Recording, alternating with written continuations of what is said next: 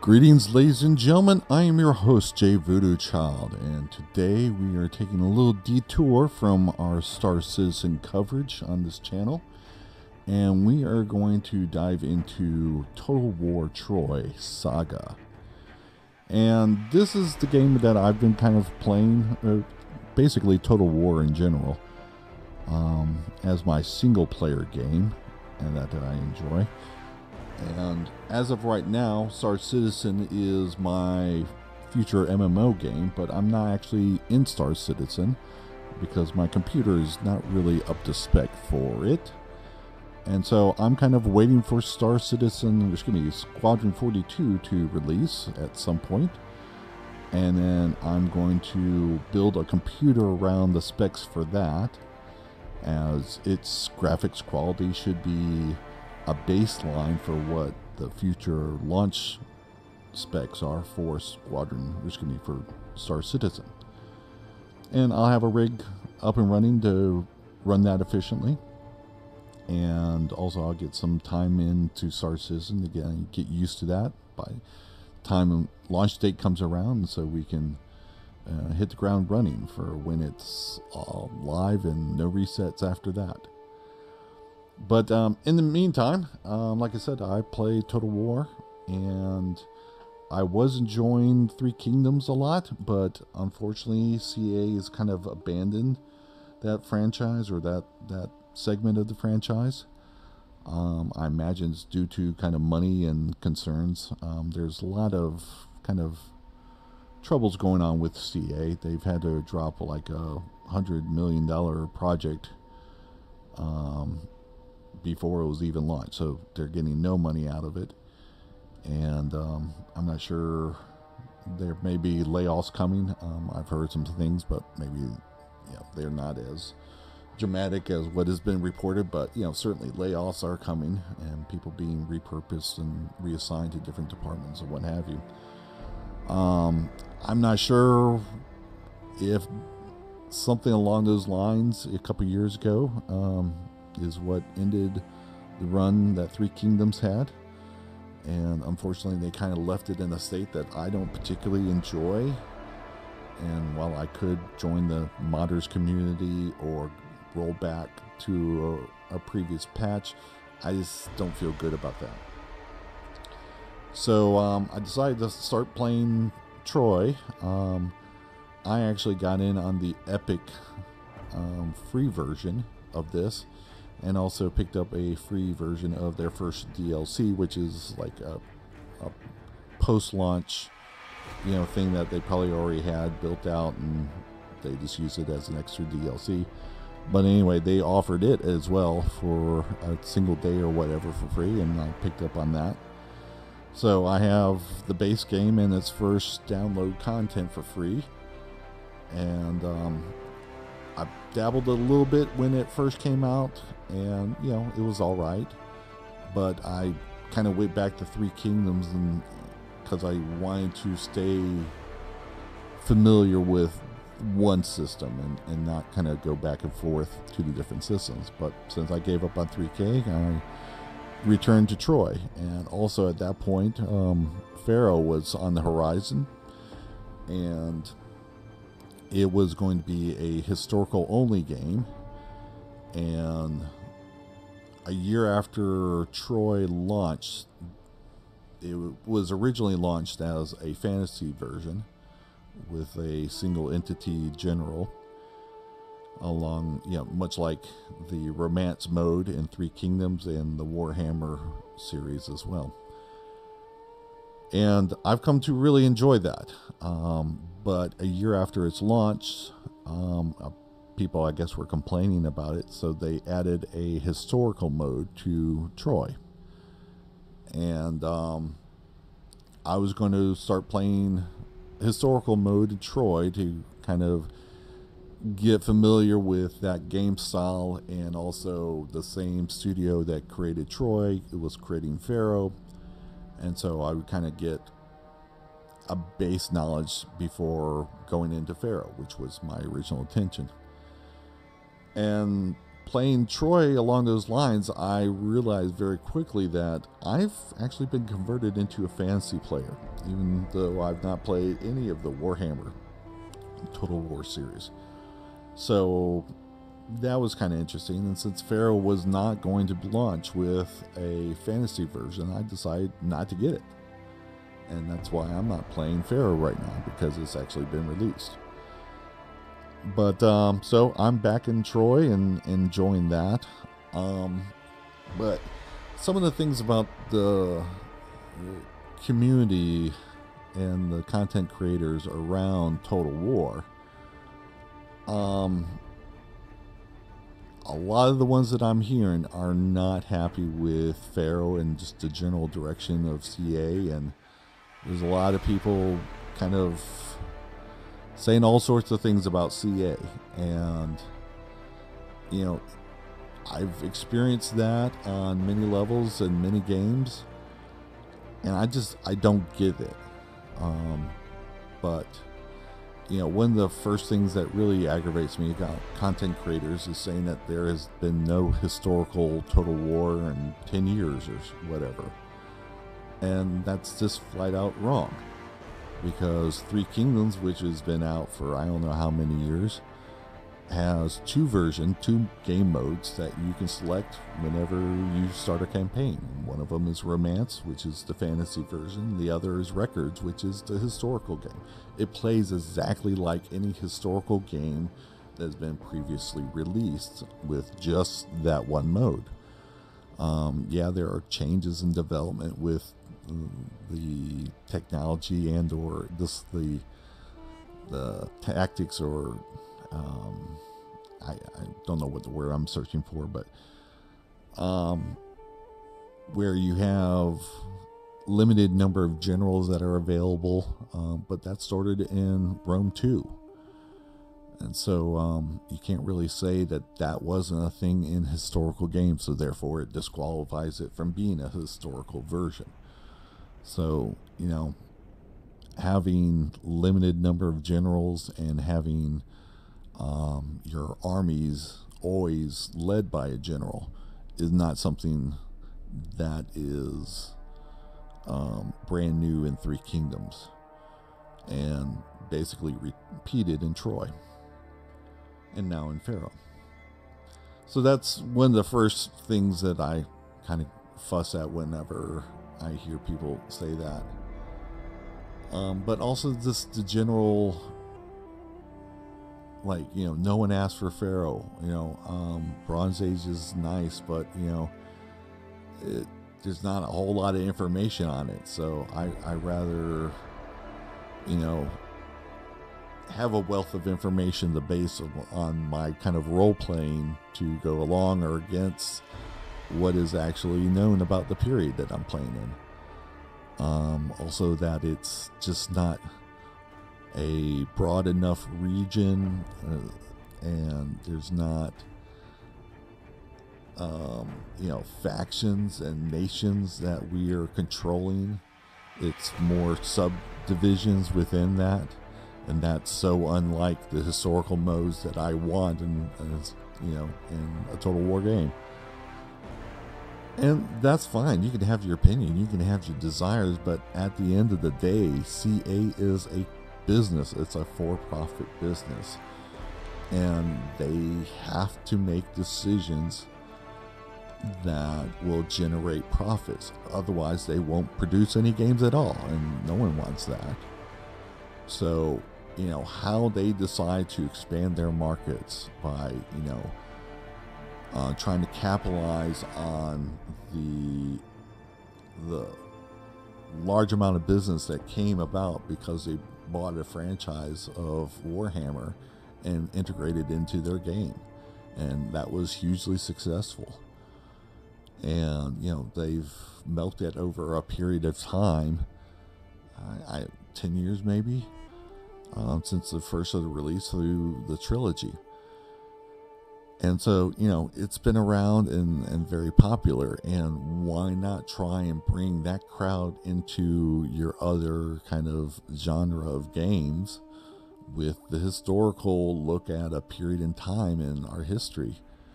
And so they combined it, I thought, brilliantly with a fantasy mode and a historical mode in Three Kingdoms, because that is such an important period in our history. And also you have the romance of the Three Kingdoms fiction book, and you have like the non-fiction historical records that were kept of that period of time, and you can go back and forth and represent both of those perspectives in a single game.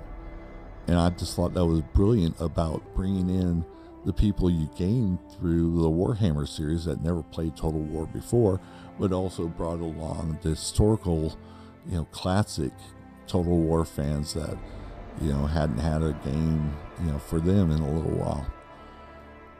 And also, it's based on Chinese history, and China, kind of opening up their market represents a huge amount of potential customers, and why not chase that, representing them. And so I just thought it was a brilliant move on CA, and I believe the numbers support that it was a very successful venture. And so the next version after that was a Saga Total War game, which Saga means limited. I don't know what that means to CA, but it certainly has meant something in particular for the community, and I'm not sure whether that's entirely accurate or not. But anyway, it's called something different, and so it is a bit different. It is a bit limited. But again, we have the Iliad being represented in a fantastical setting, and then also you have a historical version that is available, and also kind of like a high fantasy version that, as you can see in one of these advertisements right here, that can be purchased as a DLC. And the studio Sophia was the one in charge with creating that, and they did in a particular style and what have you. And that style is very like the one that is presented for Pharaoh. And a lot of people are complaining about that Pharaoh is just a reskin of a saga of Total War with Troy. And since that's a smaller setting, a smaller area, that, why am I paying full price $60 for the next full historical game, and it's just Egypt and a couple other regions? Why don't I have this great, society with Mesopotamia, or, the Greeks, or, what have you? So it's just, there's no satisfying these people. And, so often I'm reading in comments and whatnot, it's like, all I want is Medieval 3. What I want is Rome 3. Even Empires 2 would be okay. Those are the only games that I want. Well, guess what? A company decided to do something different. And obviously they're trying to, again, expand their markets to make products with the least amount of cost, and, sell it for as much as the market will allow. That's how businesses operate. And it's not my job to criticize that, in my opinion. I'm a consumer. All I should be doing is looking at my credit card and saying, is this purchase, do I think it's going to give me enough value, whether it's entertainment or fun or what have you, to warrant its costs? And like I said, for Pharaoh, I decided no, it wasn't. Maybe I'll get it down the line, even if it, if it shows up with a fancy version a year after, kind of like Troy did with the historical version. I might pick it up then. I also suspect that, Pharaoh might be the second part in the Bronze Age trilogy made by Sophia, and maybe those missing elements that people want will be in the third release.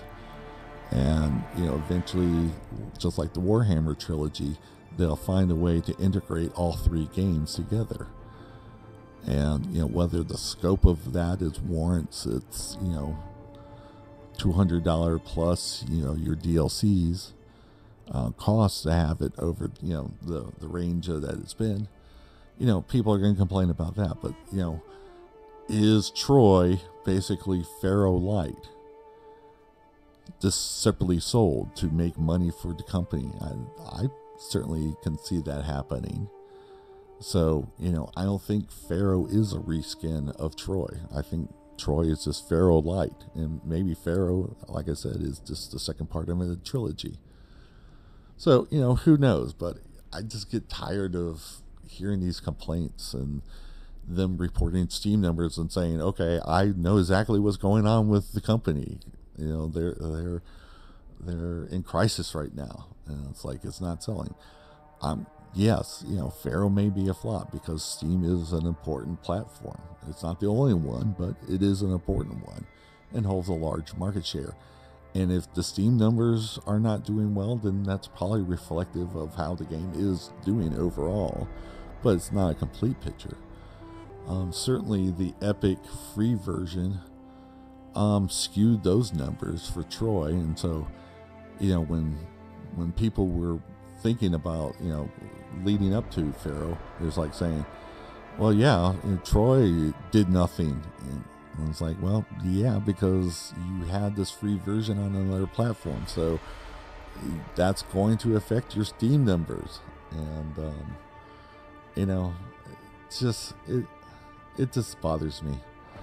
So I decided to, while I'm waiting for Squadron 42 to come out, to start playing and streaming or broadcasting some Troy games.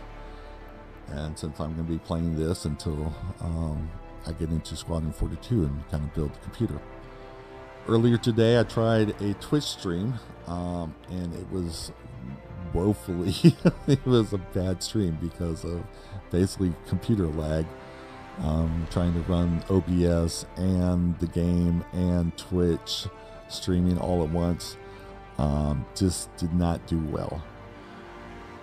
So I recorded about 2 hours there, and when I got done, the Twitch was lagging so bad I was barely halfway through, so I just decided to keep it running. Eventually it finished broadcast, but also Twitch nowadays seems to not be saving its content, or at least I don't know with my particular account whether I'm able to access saved content for that, like I did with Rail Nation 3 years ago, or however long that was. But so based on that situation, I think I'm just going to do some OBS recordings of Troy and kind of break them up into playlists and upload them as necessary. And so, here we are. So, Total War Saga. I have both the base game and the Amazon downloaded content, but I decided, since it is downloaded content and it definitely has a price now for people, that I would just select my first playthrough from the original. And also, all the Total War games that I play are completely vanilla. Mods are great, and they certainly add things to the game. I'm just one of those people that wants to play the game as is intended by the people that I'm paying money to. And, I'm very grateful for the work that mods do. It's just not something I'm interested in. So this is a completely vanilla game. You can see the version number down there, and I play on normal. But so anyway, this is my save from the Twitch version. Basically, I'm gonna kind of run from the start and try and kind of do some replays of what I was doing there, and just kind of proceed from there throughout the game. But just to kind of lead off with how I started that one and just kind of repeat all that process, I'll just kind of pretend like I'm starting a new campaign. Again, I have the choice, historical or this kind of fantasy version. And like I said, here's the high fantasy version where things are actually fantastical and things are flying around and non-realistic. But again, that's DLC that I haven't purchased. I do plan on getting the entire package at the next Steam sale, for Black Friday, or basically a month from now. During the summer, I think it was all combined for $40. So I think at this point I can migrate this over to Steam and pick up this DLC at that point. And because I am into the fantasy version, and of course I haven't played this version before, I imagine at that point I will be playing this until the release of Squadron 42. But anyway, just to prove it can be done, I'm going to select historical mode for this campaign. And also, historical mode fits in with the particular faction that I decide. But here we have the Danaans and the Trojans, and then the Amazons. I'm going with the Danaan, and I'm going with Sparta. Now, back when I was playing Rome 2 Total War, I really liked the Roman factions, or faction, divided up by different families. But because they have your main units, your Roman traditional units, but also you had your auxiliaries that if you set up a particular mustering field in a different region of the world that you've conquered, you can kind of get their versions of local troops, just kind of Romanized at that point. But there is also mercenaries that you can recruit from that region. And even beyond that, there was another thing that a lot of people I don't think really utilize. But if you vassalized a faction, you can move your army into that and get your choice of one or two different units that faction could recruit for themselves. And so it was just yet another version of auxiliary troops. And I spent a lot of time trying to cultivate relations and vassals and make sure that they're successful enough to build up to higher tier buildings so I can get their elite units into my stacks. And one of the factions in Troy has a similar mechanic. It's Menelaus here with the Spartans. So I decided to play. I stand unbowed. I decided to play with him because of this call to arms. Having the defensive military allows you to recruit units from their roster, and it's a global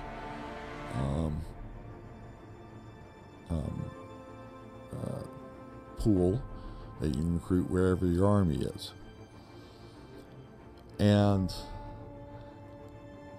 the fantasy version, I forget what it's called, Truth Behind the Myth, where it's humans but kind of dressed up in different ways to represent these fantastical beings, but they still have spell-like abilities and whatnot.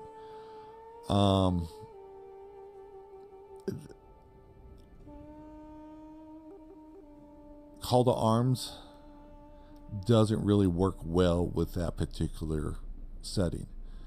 And if I'm limiting myself to a historical unit roster, then this kind of increases in value, if you will, because I am pulling from that more restricted pool. Also, I do enjoy Spartan colonies.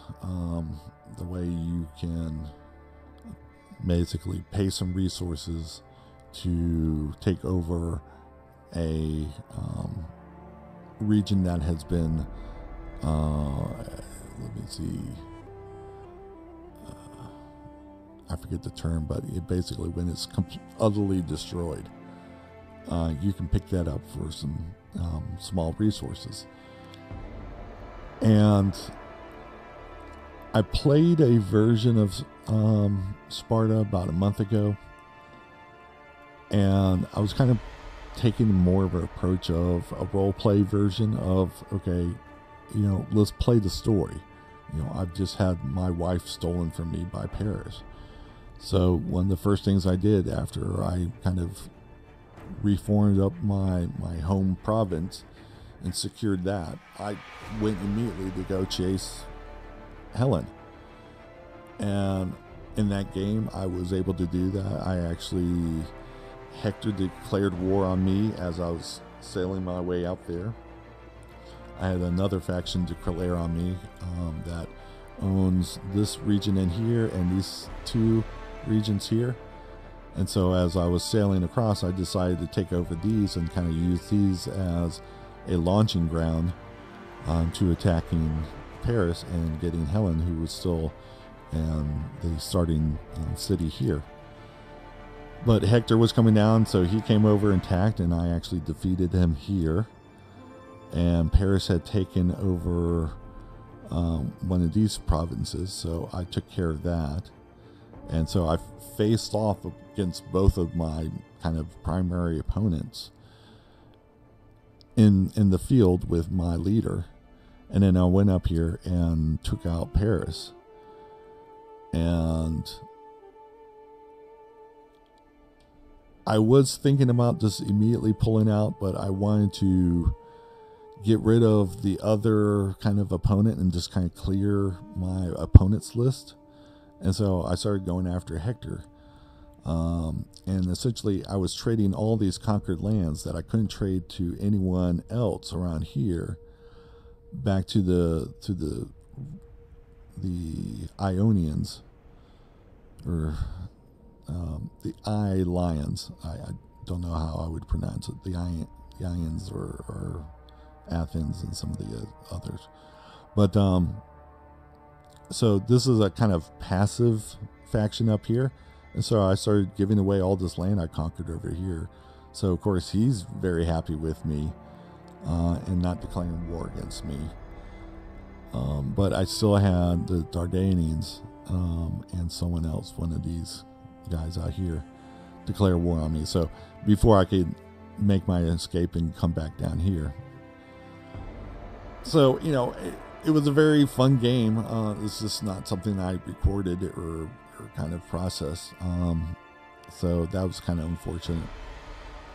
And so I just kind of wanted to take a different approach, because one of the things I learned about that is that overall there's not a whole lot of unit diversity with the units that are easily, you can get into those defensive alliances with.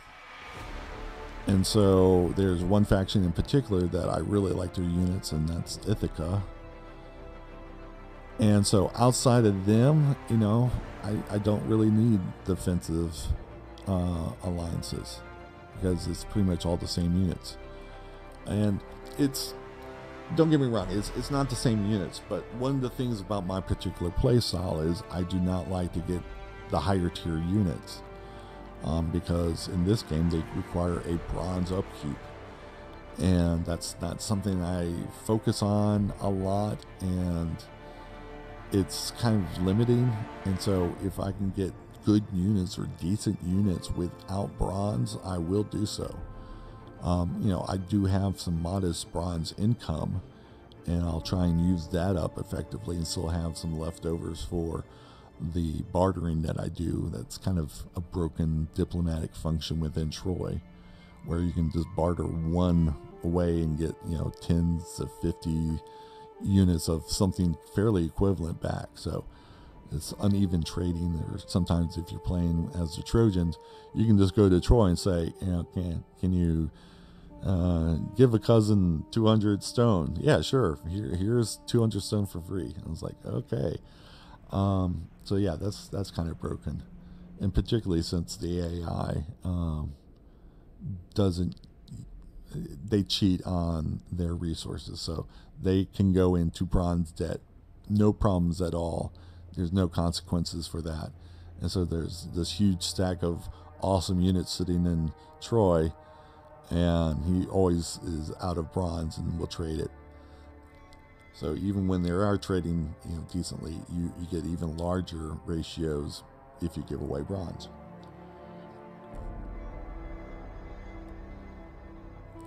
So I do that kind of gameplay. But for this version, I want to really sink my teeth into the Spartan colonies.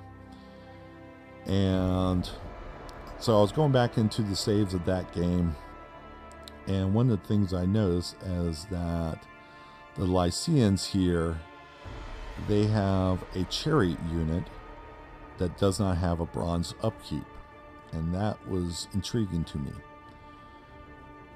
And without basically the bronze period on its own does not have feature cavalry hardly at all. What they do have is chariots. Now, if you are playing the fantasy version, you have some regions that can present centaurs, which are straight up cavalry, or javelin throwers, or sometimes bow cavalry units. And with the Amazons in particular, they have whole both straight up cavalry and ranged cavalry within their unit roster, as you kind of level up using their special techniques.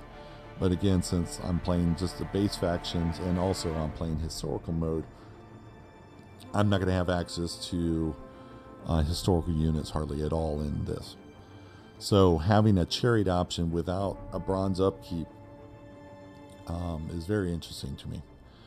So I'm thinking that I'm really going to lean into colonies here and try and kind of build them up to a basic level, and then start handing them off to Lycia, and hopefully get a defensive alliance and let them run away with the game like they usually do, and eventually get into those particular chariots, and then kind of sit back and do my usual thing with agents.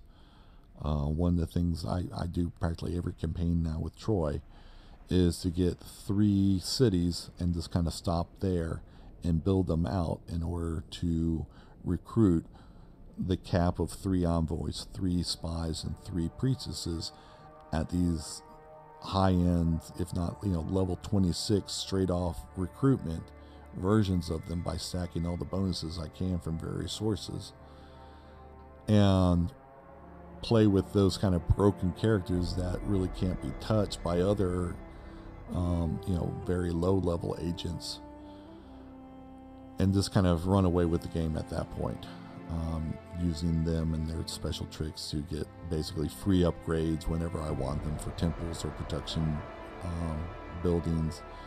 They have incomes of 150 gold, which is a limited or a finite source in this game, but yet I can have that from spies just kind of going through the city and destroying the faction units as well. And so, I mean, that's kind of completely broken, but it's one of the things I do in this game. Also, again, I play normal. I like pausing in battles. I don't enjoy, trying to scramble around and have things lost and all that. And I buy these games for my enjoyment, so I play them the way that I want to play. And normal is okay, because supposedly, the AI just doesn't have bonuses on top of, normal gameplay.